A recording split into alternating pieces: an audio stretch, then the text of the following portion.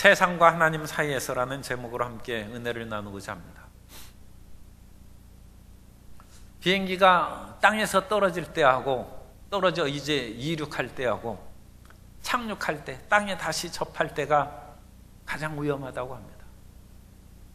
공중에 떠 있는 비행기는 그만큼 상대적으로 위험이 덜하고 안전하다는 것입니다. 우리 인생살이는 세상과 하나님 사이에서 그 같은 일을 반복하고 있습니다. 하나님께 항상 함께 있을 때는 모든 것이 평안하고 행복한데, 이 세상에서 우리는 살아가는 존재가 되기 때문에 다시 하늘에서 세상으로 착륙해야 되고, 또 세상에 살면서 하나님을 향하여 이룩한 일을 반복한 적, 우리 마음에 갈등과 불안과 고통이 따르는 것입니다. 우리는 이 세상과 하나님 사이에서 어떻게 지혜롭게 행동할 때 승리하고 항상 행복한 삶을 살아갈 수 있는지 말씀을 통하여 함께 은혜를 나누고자 합니다. 첫째로, 사람은 가이사가 다스리는 세상에서 살아갑니다. 이 세상은 가이사가 다스리는 포도원과 같아서 그 포도원의 농부처럼 우리가 살아가고 있는 것입니다.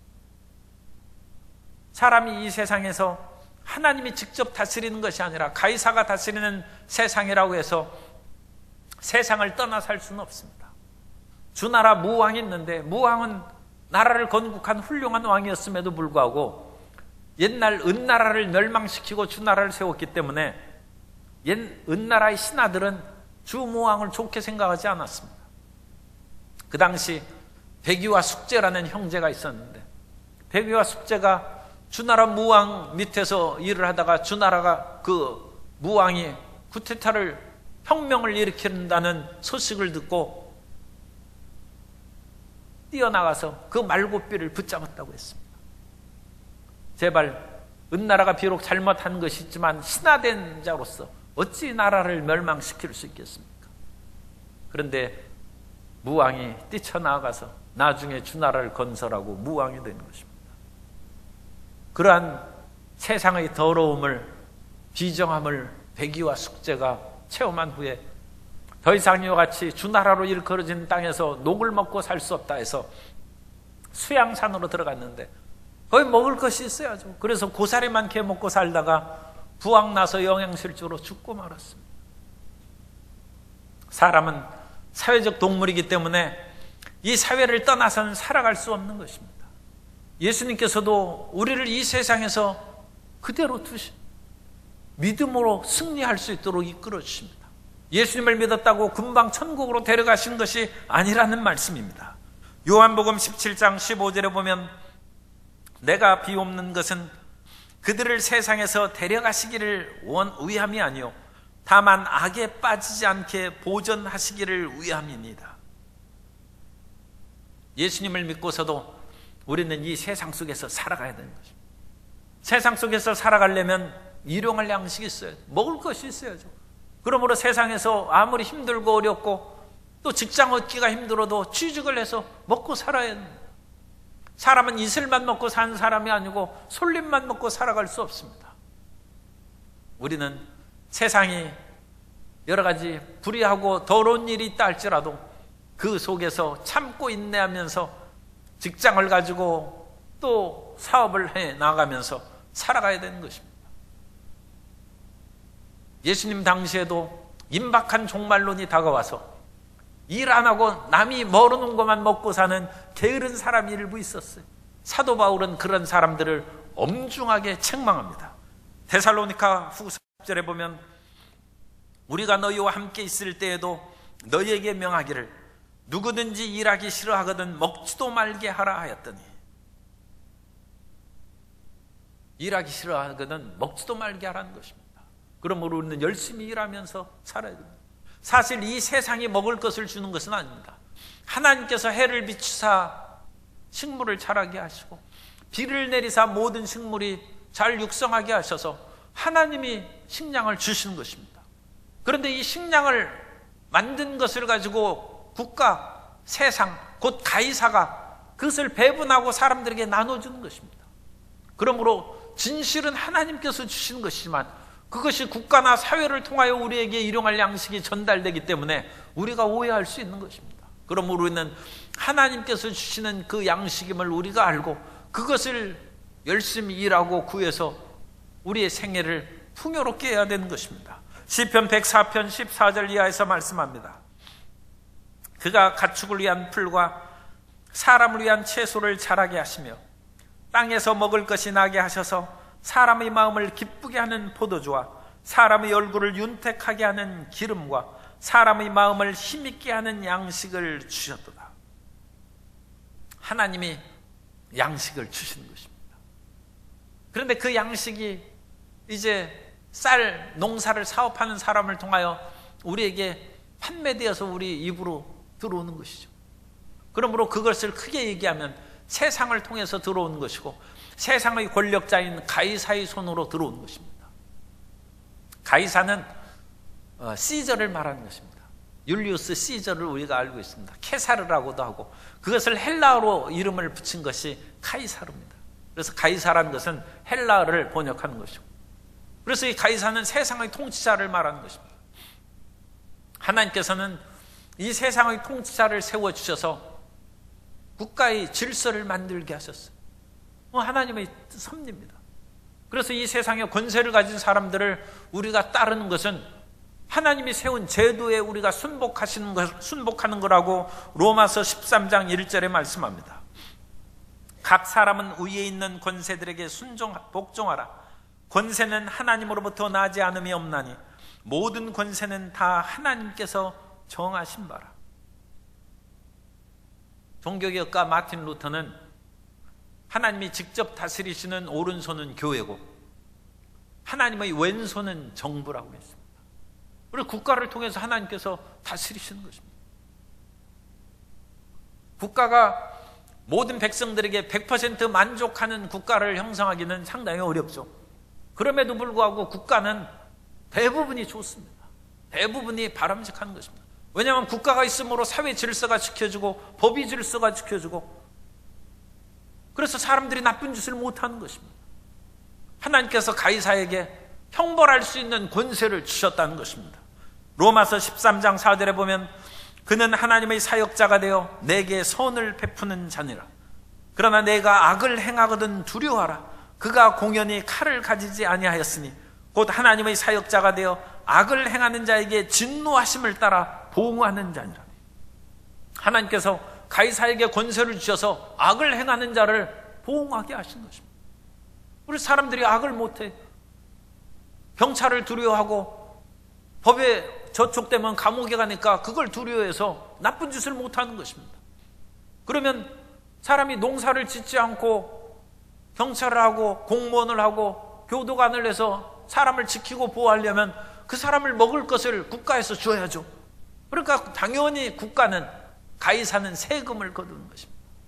따라서 가이사에게 세금을 당연히 바치라고 성경은 또한 말씀합니다. 로마서 13장 7절에 보면 모든 자에게 줄 것을 주되 조세를 받을 자에게는 조세를 바치고 관세를 받을 자에게는 관세를 바치고 두려워할 자를 두려워하며 존경할 자를 존경하라. 그래서 세금이 있어야 국가가 운영이 되고 유지되는 것이죠. 그런데 국가가 100% 잘한 것은 아니라는 것은 국가가 세금을 너무 많이 거두는 때가 있고 또 국가가 칼을 가졌는데 그 칼을 범죄자를 잡는 데 쓰는 것이 아니라 애꿎은 사람을 잡는 데 쓰니까 그게 문제가 됩니다.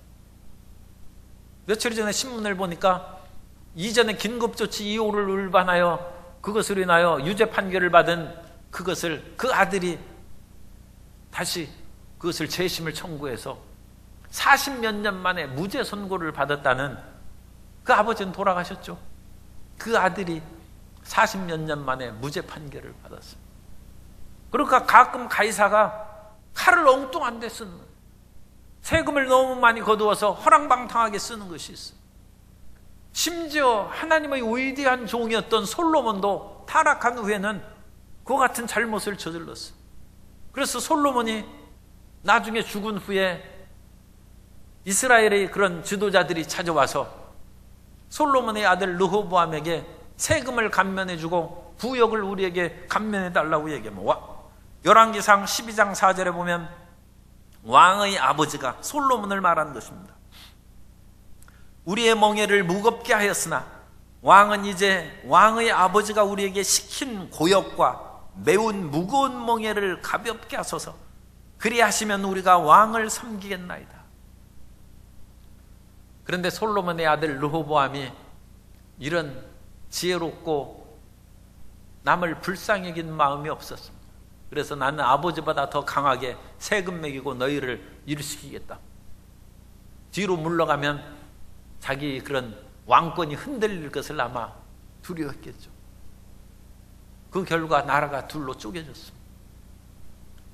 남과 북으로 쪼개지고 솔로몬의 찬란한 대제국은 두 개의 삼류국가로 전락하고 만 것입니다. 그러나 어쨌든 하나님께서는 가이사에게 권세를 주셔서 세상을 다스리게 하신다는 것을 우리가 알아야 됩니다.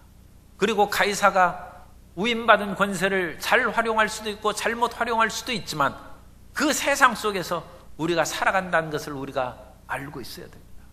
그러나 두 번째로 하나님께서 온 세상과 가이사를 또한 다스리신다. 그것을 우리는 기억해야 됩니다. 눈에 보이는 세상의 통치자는 가이사이지만 눈에 보이지 않는 통치자는 하나님이신 것입니다. 하나님은 보이지 않는 모든 주권과 권세를 가지고 우리를 다스리고 이끌어 가시는 것입니다. 그런데 보이지 않는 그 하나님을 없다고 생각하는 것은 그것은 참으로 잘못 생각하는 것이고 성경은 그것을 어리석은 사람이라고 말씀하고 있습니다. 시편 14편 1절에 보면 어리석은 자는 그의 마음에 이르기를 하나님이 없다 하는도다. 그들은 부패하고 그 행실이 가증하니 선을 행하는 자가 없도다.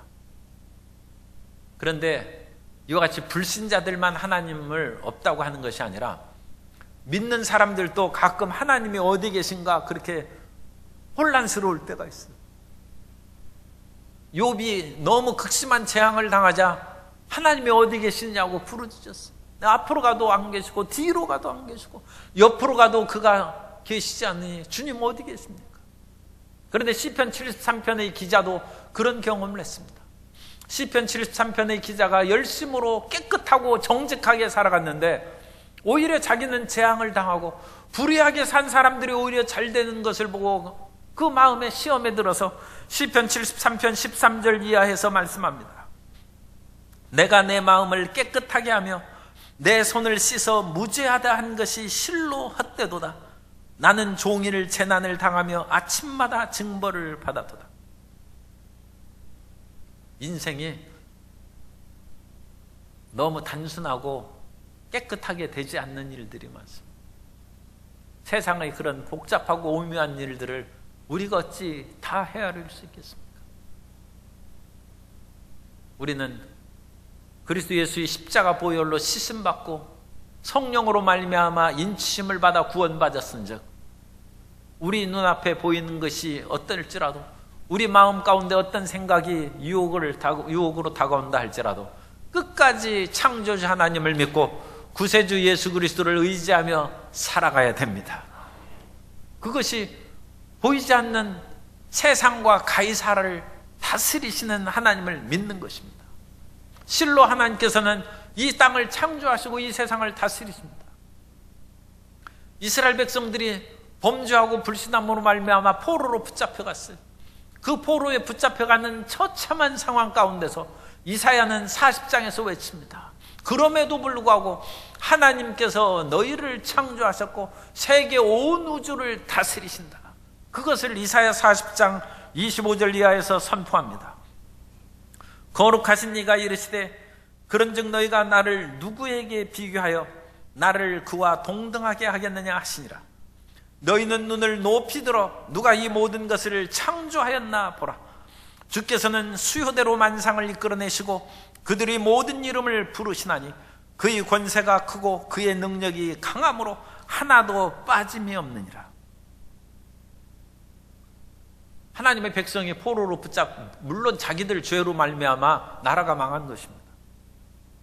그러나 어쨌든 하나님의 백성이라는 이름이 남아있는데 어찌 이런 험악한 일을 당하게 하십니까? 그래서 낙심하고 좌절했어요. 그러나 담대하게 선지자는 외칩니다.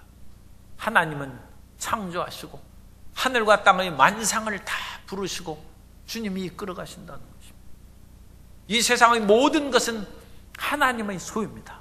가이사의 소유도 아니고 재벌의 소유도 아니고 힘 가진 자의 소유가 아니라 하나님이 소유하시는 것입니다. 다만 그들이 어느 일정 기간 가질 뿐이에요. 권불 10년입니다. 권세를 가진 사람들도 10년 동안 다스리고 힘있게 모든 것을 가지지만 순식간에 다 모든 것을 박탈당하고 잃어버리는 것입니다. 우리는 하나님께서 모든 것을 소유하신다는 것을 믿어야 됩니다. 시편 93편 5절 3절 이하에서 말씀합니다. 95편 3절 이하에서 야훼는 크신 하나님이시요 모든 신들보다 크신 왕이시기 때문이로다. 땅의 깊은 곳이 그의 손 안에 있고 신들이 높은 곳도 그의 것이로다. 바다도 그의 것이라 그가 만드셨고 육지도 그의 손이 지으셨도다. 하늘과 땅과 바다의 모든 것이 하나님의 것이라. 정말로 그런 것입니다. 한 1000년 전만 해도 이 지구상에서 강한 세력, 오늘날 GNP 그걸로 얘기하면 GNP의 그 총량이 동양이 훨씬 많았습니다. 서양은 가난한 나라였어요. 아프리카는 더 말할 것도 없고. 그런데 15세기, 16세기 콜럼버스와 또 수많은 바다를 탐험한 사람들에 의해서 바다를 지배하는 세력이 서양으로 넘어갔어요. 그때부터 GNP가 서양으로 빠져나가기 시작해서 오늘날은 서양 세계가 동양의 넓은, 동양이 얼마나 땅이 넓습니까 더. 그런데 서양의 지역이 훨씬 더 많은 GNP를 생산하고 있습니다. 그것은 동양과 서양이 천년의 그런 간격으로 인해서 변화되는 것을 보여줍니다. 아무리 동양의 힘과 권력을 가졌다 할지라도 오랜 기간 지나니까 서양이 그걸 바꿔가졌어요. 당연히 반대도 있을 수 있죠. 또 얼마나 시간이 지나면 서양이 지금 강성한 힘을 가지고 있지만 동양이 힘을 가질 수 있고, 물론 아프리카도 힘을 가질 수 있습니다. 소유는 하나님의 것이지 동양도 아니고 서양도 아니고 아프리카도 아닌 것입니다. 사람이 주인이 아니라 하나님이 주인이신 것입니다. 개인 소유도 마찬가지예요. 개인 소유도 천석군 만석군이, 영원한 천석군 만석군이 어디 있습니까? 그런 사람들이 땅이 다 사라져버리고 그 밑에서 소작인을 하는 사람이 땅을 차지하기도 하고 그것이 뒤바뀌어 버리는 것입니다. 권력도 마찬가지입니다. 권력의 모든 힘을 상징하는 데 있어서 가장 강력한 왕이 느부갓네살 왕입니다. 느부갓네살 왕은 자기가 꿈에 본 신상을 쫓아서 황금머리로 그것을 신상을 만들고 비유를 했어요. 느부갓네살은 유다를 멸망시키고, 유다 멸망시킨 거야 별거 아니죠. 그런데 솔로몬 성전을 무너뜨린 사람, 비록 그들이 죄로 말미암아 하나님께서 허락하신 것일지라도 하나님의 성전을 멸망시킨, 무너뜨린 사람이 바벨론의 느부갓네살 왕입니다. 그러니까 가장 강력한 전제군주를 상징하는 것입니다. 그러나 그 강력한 전제군주도 자기가 성전을 무너뜨리고 유다를 멸망시키고 그 당시 신바벨로니아 제국을 세워서 모든 근동세계를 지배했다 할지라도 하나님이 주신 권세를 누린 거에 불과하다는 것입니다. 하나님께서 느부갓네살을 잠시 정신이 이상하게 하며 느부갓네살은 소처럼 풀을 뜯어먹고 정신 이상으로 살았어.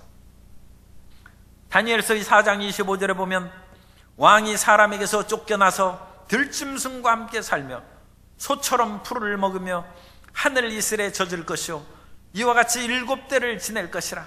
그때 지극히 높으신 이가 사람의 나라를 다스리시며 자기의 뜻대로 그것을 누구에게든지 주시는 줄을 아시리이다. 오늘날 군사력을 갖고 모든 힘을, 경제를 가진 나라들이 큰 소리치지만 하나님이 주신 잠시 권세에 불과한 것입니다. 하나님의 뜻대로 선과 의로움으로 땅에서 행하면 주님께서 그 나라를 계속 번성하게 하실 것이고, 하나님의 진실과 의를 벗어나서 강력한 힘으로 남을 괴롭게 하면 그것은 무례하니 폭력을 가지고 어떤 사람을 괴롭히면 그 사람이 오래 지속하겠습니까? 그 사람이 붙잡혀가지 않겠습니까? 그런 것처럼 오래가지 못하는 것입니다. 하나님께서는 개인의 생사와 복을 주관하실 뿐만 아니라 국가의 흥망성쇠를 주관하시고 나라를 세우시고 폐하시는 그 모든 일을 하나님이 하시는 것입니다. 그러므로 우리는 세상과 가이사후에 다스리시는 하나님을 믿어야 됩니다. 하나님께서 진정이 모든 것을 다스리고 이끌어 가시는 것이지 세상의 가이사에 우리가 마음을 뺏겨서도 안 되고 부유한 자에게 우리가 마음을 뺏겨 굴복해서도 안 되고 오직 이 사람을 부유롭게 하고 저 사람에게 권세를 주고 나라의 흥망성쇠를 온전히 주관하시는 하나님께만 의지하고 하나님만을 신뢰하며 살아가야 될 줄로 믿습니다. 세 번째로, 그러므로 우리는 세상의 의무를 수행하면서 하나님을 경외해야 됩니다. 세상의 의무를 수행해야 된다는 것은 우리가 육체가 있기 때문에 그렇습니다. 우리는 땅에 발을 딛고 살아가는 존재이기 때문에 세상에서 살아야 돼요. 세상에서 살아가야 되니까 세상의 의무를 수행해야 됩니다. 그러나 그 모든 것을 주관하시는 하나님을 인정해야 됩니다. 하나님께서 우리를 이끌어 가시지 않으면 아무리 세상 속에서 열심히 살아간다 할지라도 그 모든 것을 누릴 수가 없습니다. 우리가 모든 것을 가졌다 할지라도 하나님이 허락하시지 않으면 먹을 수 없습니다. 마실 수 없습니다. 하나님께서 허락하시지 않으면 우리가 높은 곳에 올라가서 지위와 명예를 누릴 수가 없습니다. 미국의 하워드 휴즈라는 세계적인 부자가 있었어요. 그래서 미국의 거부인 하워드 휴즈가 얼마나 많은 재산을 가졌는지 모릅니다. 그런데 그 하워드 휴즈가 나중에는 영양실조로 죽고 말았어요. 왜냐하면 그 부모님이 병원균에 감염되어서 돌아가셨어요. 그래서 이 하워드 휴즈가 병원균에 대한 그런 노이로제에 걸려서 나중에 나이가 들면서부터는 사람들하고 가까이 하지를 못했어요. 왜냐하면 병균 옮을까 봐. 사람들이 재단에 온 입도 못 입었습니다. 왜냐하면 그 사람이 만드는데 어떤 병균이 묻어올지 모른다 해가지고 그런 옷을 못 입었어요. 아니, 세계적인 부자가 옷을 못 입어요. 뭐 그런 비싼 옷 그런 거 그거 돈이 없어서가 아니라 그 사람의 마음에 병원균에 대한 두려움이 가득해가지고 옷을 못 입어요. 신문도 꼭 세 부씩 봤다고 해요. 어떻게 세 부 보느냐? 한 종류의 신문을 세 부 보는데 그 세 부는 신문 배달한 사람의 손에서 병원균이 묻어올지 모르니까 위에 있는 신문 버리고 아래에 있는 신문 버리고 중간에 있는 신문을 봤다는 거예요. 그리고 항상 세 부씩 배달하겠다. 나중에는 음식 먹는 거에 대한 두려움이 생겼어요. 다른 사람이 요리해 주는 것이 어떤 병원균이 묻어 있을지 알 수가 없어요. 그리고 자기가 직접 끓여 먹고 세계적인 부자가 물론 요즘에 요리 취미 갖고 음식 잘하는 그거하고 전혀 다른 얘기예요. 그 사람은 병원균이 두려워가지고 직접 요리하는데 요리 실력이 없으니까 계란만 삶아 먹고 그러다가 영양실조로 죽었어요. 사람이 모든 것을 가진다 할지라도 하나님이 없이 살아가서는 두려움 때문에 이 세상에서 못 사는 것입니다. 하나님께서 우리를 세우시고 우리를 지켜주지 않으면 주님께서 주신 것을 누릴 수가 없는 것입니다. 우리가 열심히 일해야 먹고 살지만 열심히 일해도 하나님께서 도와주시지 않으면 우리의 일하는 것이 허사가 되는 거예요. 시편 127편 1절 이하에 보면 야훼께서 집을 세우지 아니하시면 세우는 자의 수고가 헛되며 야훼께서 성을 지키지 아니하시면 파수꾼의 깨어 있음이 헛되도다. 너희가 일찍 일어나고 늦게 누우며 수고의 떡을 먹음이 헛되도다. 그러므로 야훼께서 그의 사랑하시는 자에게는 잠을 주시는도다.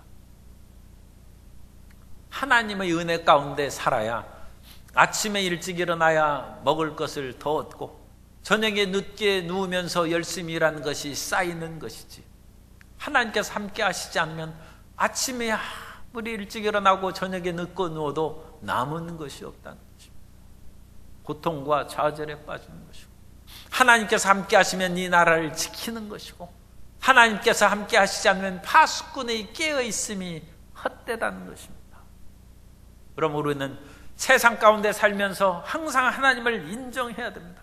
교회에서 일할 때에도 우리 힘으로 교회에서 봉사하고 하나님 일을 행하는 것으로 생각해서는 안 됩니다. 우리가 마음에 결단을 내고 이제 찬양대에서도 봉사하고 남녀 선교에서도 봉사하고 교회 학교에서 교사도 하고 여러 가지 일을 해야지 봉사하고 우리 청년들이 그 반주하고 찬양에 봉사하고 그 모든 것을 결심했다 할지라도 그 이면에는 성령께서 역사하신 것입니다. 성령께서 역사하시고 함께 하신 것을 믿어야 됩니다.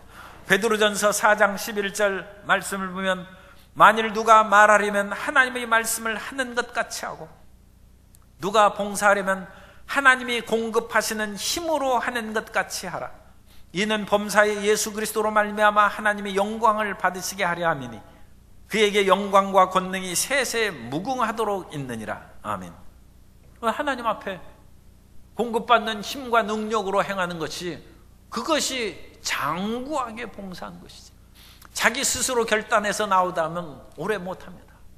왜냐하면 봉사할 때도 힘들고 어려운 일이 다가오는데 사람의 힘으로는 감당하기 어려울 때가 있어요. 성령의 힘으로 공급받으면 변함없이 주님 나라 갈 때까지 교회에서 봉사하고 하나님의 신실한 일꾼이 될 줄로 믿습니다.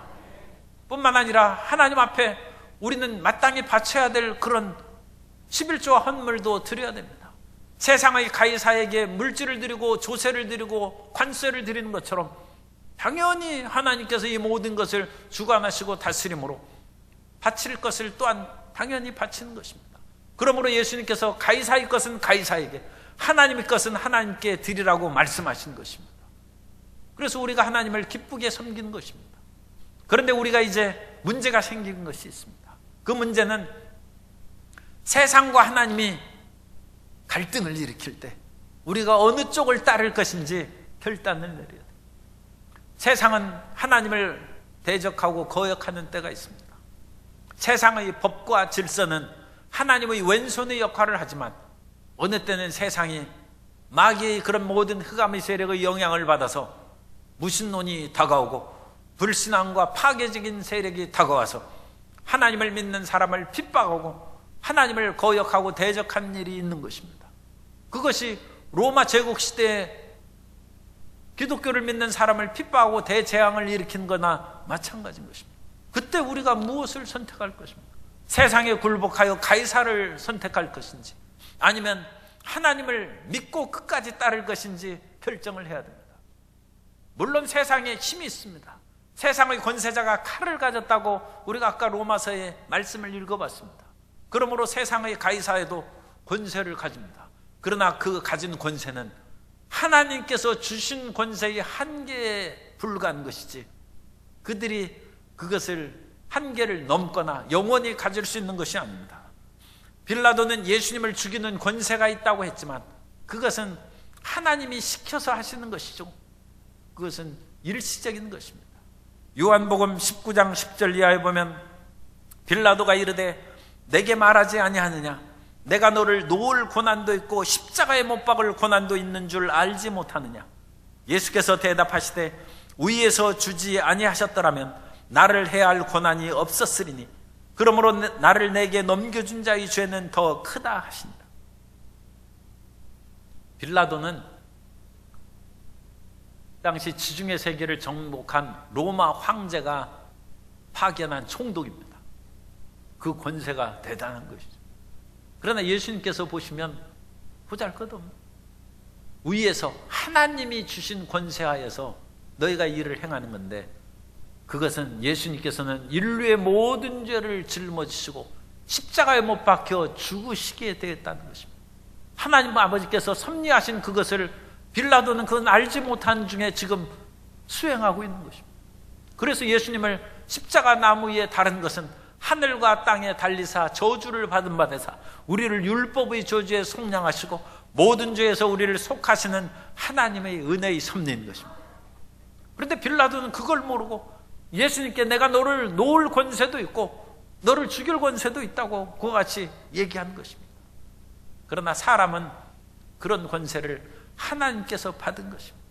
물론 사람이 받은 가이사의 권세가 사람을 죽이는 일도 있어요. 그러나 그것을 너무 두려워하지 말아야 돼요. 우리는 우리 몸을 벗어난 후에도 살아 있습니다. 영혼은 불멸입니다. 믿는 사람도 안 믿는 사람도 영혼은 죽지 않습니다. 다만 그 영혼이 하나님과 함께 있는 것을 영생이라 하고, 하나님과 함께 하지 않는 것을 영원한 심판을 받는 것이라고 말씀하고 있습니다. 그러므로 몸을 죽이는 권세를 가진 세상의 가이사에 대해서 두려워할 까닭이 없습니다. 예수님께서는 마태복음 10장 28절에서 말씀합니다. 몸은 죽여도 영혼은 능히 죽이지 못하는 자들을 두려워하지 말고 오직 몸과 영혼을 능히 지옥에 멸하실 수 있는 일을 두려워하라. 사람은 세상의 위협에 의해서 죽을 수도 있지만 시간이 지나면 누구나 죽습니다. 왜냐하면 흙에서 왔기 때문에 흙으로 돌아가는 것입니다. 그러나 그 영혼은 죽지 않습니다. 그 영혼이 몸에서 빠져나갔어요. 이제 하나님과 더불어 사는 영생을 얻거나 하나님을 안 믿는 사람은 버림을 받습니다. 그것이 몸과 영혼을 모두 다 멸하시는 하나님의 능력입니다. 그러므로 우리의 몸만 고달프게 할 수 있는 세상의 가이사를 두려워하지 말고 몸과 영혼을 아울러 멸하실 수 있는 하나님을 두려워하고 오직 하나님을 믿고 세상이 아니라 하나님을 선택하고 가이사가 아니라 하나님을 선택하는 믿음의 사람이 되시기를 주님 이름으로 축복합니다. 사람이 이 세상에 살다가 잠시 잠깐 오면 세상을 떠나가는데 그것을 개인적인 종말이라고 합니다. 이 세상에는 개인적인 종말과 우주적인 종말이 있습니다. 우주적인 종말은 우주가 다 멸망하고 심판대에 서는 거예요. 요한계시록 20장 12절 이하에 보면 또 내가 보니 죽은 자들이 큰 자나 작은 자나 그 보좌 앞에 서 있는데 책들이 펴 있고 또 다른 책이 펴졌으니 곧 생명책이라. 죽은 자들이 자기 행위를 따라 책들에 기록된 대로 심판을 받으니 바다가 그 가운데서 죽은 자들을 내주고 또 사망과 음부도 그 가운데서 죽은 자들을 내주매 각 사람이 자기 행위대로 심판을 받고. 우주적인 심판의 종말을 말하는데 우리 개인적인 종말은 사람들이 끊임없이 죽고 태어나지 않습니다. 개인적인 종말. 그래서 우리가 이 세상에서 우리 자신의 꿈과 희망을 가지고 마음대로 살지만 언젠가는 개인적인 종말이 다가오는데 그 종말 앞에서 하나님 앞에 부끄럼 없이 설 수 있도록 우리 자신의 삶을 살펴보고 살라고 전도서 기자는 말합니다. 전도서 11장 9절에 보면 청년들이여 내 어린 때를 즐거워하며 내 청년의 날들을 마음에 기뻐하여 마음에 원하는 길들과 내 눈이 보는 대로 행하라. 그러나 하나님이 이 모든 일로 말미암아 너를 심판하실 줄 알라. 젊을 때는 죽음을 모르죠. 죽음이 마음에 와닿지 않습니다. 그래서 마음대로 살아가는 경향이 있습니다. 그러니까 하나님께서는 특별히 죽음을 모르는 청년 때 허송세월하지 말고 하나님을 경외하며 살라고 가르치고 있는 것입니다. 그러나 사람이 죽어서 심판을 받는다고 해서 우리가 두려워할 까닭은 없습니다. 예수님을 믿으면 심판에 이르지 않고 영생을 얻기 때문입니다. 예수님을 믿는 우리 모든 성도님들은 심판에 이르지 않고 영생의 복을 받은 줄 믿습니다. 요한복음 5장 24절에서 말씀합니다. 내가 진실로 진실로 너희에게 이르노니 내 말을 듣고 또 나 보내신 이를 믿는 자는 영생을 얻었고 심판에 이르지 아니하노니 사망에서 생명으로 옮겼느니라. 그래서 우리는 이제 사망이 우리에게 다가와도 아무 해를 끼치지 못해. 우리는 영원한 생명을 우리가 이미 받았고 우리가 몸을 떠날지라도 영원한 하늘나라에서 주님과 더불어 세세토록 살아가게 되는 것입니다. 다만 우리가 예수님을 믿고 영생을 얻었다 할지라도 사람들마다 차이가 있어요. 그 차이는 주님 나라에 갈 때에도 영광이 다르다는 것입니다. 이 땅에서 우리가 예수님을 위하여 얼만큼 헌신하고 충성하며 살았느냐에 따라서 어떤 사람은 해처럼 빛나고 어떤 사람은 달처럼 빛나고 별과 별의 영광이 다른 것처럼 어떤 사람은 새벽별처럼 빛나고 어떤 사람은 희미한 별로 드러나지도 않는 별처럼 될 수도 있습니다. 고린도전서 3장 14절 이하에서 말씀합니다.